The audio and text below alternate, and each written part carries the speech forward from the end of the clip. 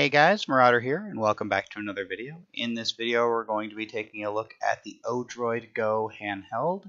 It's a small single-board computer kit you can purchase for around $40 that allows you to emulate systems such as the NES, Master System, Game Gear, and Game Boy. So let's see if it's worth its $40 asking price.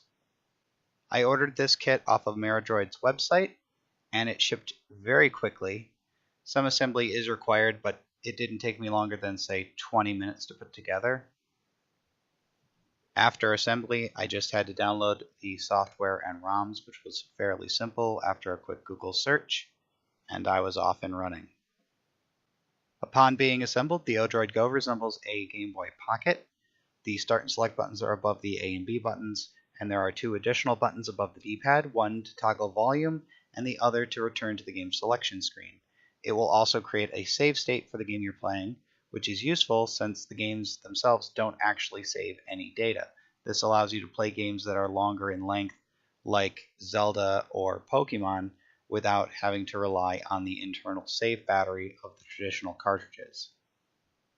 Also, through a combination of the D-pad along with the start button, you can adjust things like brightness and aspect ratio of the screen. Starting off with NES emulation, everything here looks good. There are a couple of screen tearing issues and audio problems, but overall everything is playable.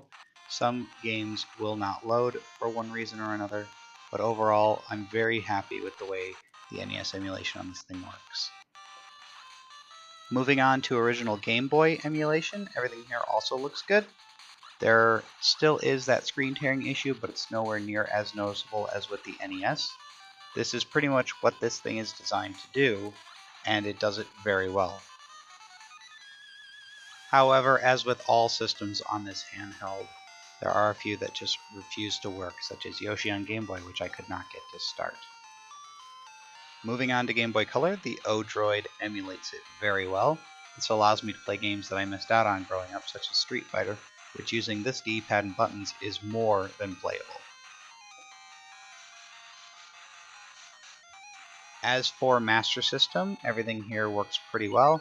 I did run into the odd ROM here and there that will not load or loads incorrectly, but once it gets going, it plays all the games that I tried very well. Last but not least, Game Gear emulation. Again, just like everything else, the games here look and sound good. The D-pad and buttons feel good. I really only have one complaint, and that again is the screen tearing that tends to happen, although it is less noticeable with Game Gear games than it is with, say, the NES emulation. I have to take a moment here just to mention how nice the screen of the Odroid Go is.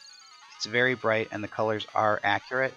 However, I have run into a few problems with Game Gear and Master System emulation, especially with games like Batman Returns and Sonic the Hedgehog.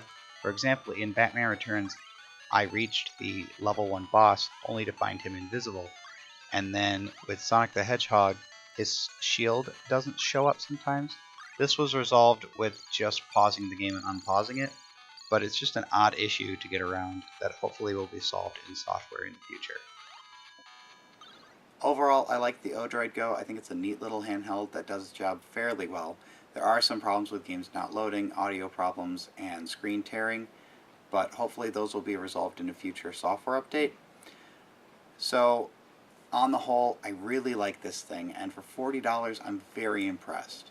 My only major complaint hardware-wise is the D-pad. I wish was a bit more accurate, but you can get used to that, and it works, again, fairly well.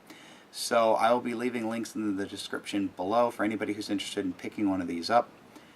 And leave a comment, too, if you have one or get one in the future, and let me know what you think. So until next time, this has been Marauder, and I'll catch you guys in the next video.